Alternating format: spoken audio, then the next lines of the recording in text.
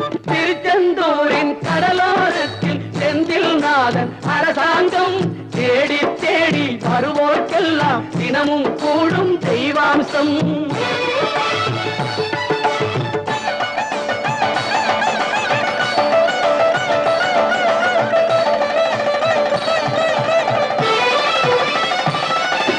கோவிலின் அருகினில் கூடிய கூட்டங்கள் தலையா கடல் அலையா?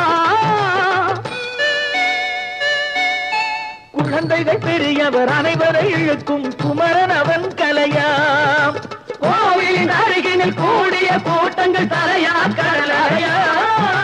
குழந்தைகள் பெரியவர் அனைவரை இழுக்கும் குமரன்